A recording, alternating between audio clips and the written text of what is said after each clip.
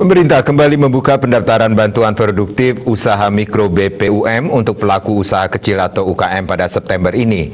Pendaftaran guna mendapatkan bantuan 1,2 juta rupiah per UKM dibuka hingga 13 September 2021 sesuai surat dari Kementerian Koperasi Usaha Kecil dan Menengah RI perihal usulan perbaikan calon penerima BPUM 2021.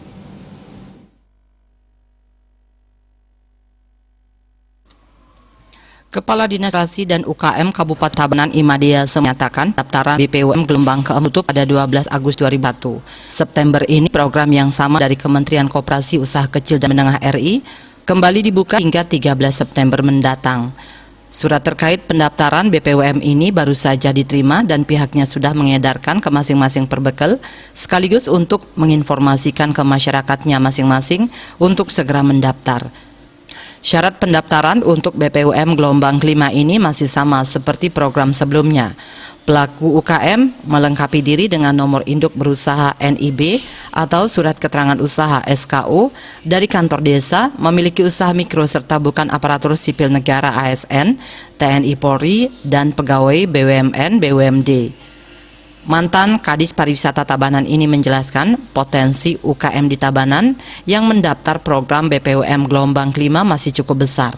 Sebab pada program yang sama sebelumnya ada beberapa pendaftar atau pengajuan oleh pelaku UKM yang tidak disetujui oleh pusat karena ada sejumlah kesalahan yang harus diperbaiki. UKM yang harus memperbaiki data tersebut kini berpeluang kembali mengajukan atau mendaftarkan diri untuk bisa mengakses bantuan yang nilainya mencapai 1,2 juta rupiah. Selain itu, di tengah pandemi COVID-19 ini, kemunculan pelaku usaha kecil baru atau UKM baru terus bertumbuh. Oleh karena itu, pihaknya kembali minta data terbaru jumlah UKM ke masing-masing desa untuk didaftarkan sebagai calon penerima BPUM. Potensi pendaftaran BPUM gelombang kelima juga berpeluang terjadi untuk para penerima program yang sama pada tahun 2020 lalu.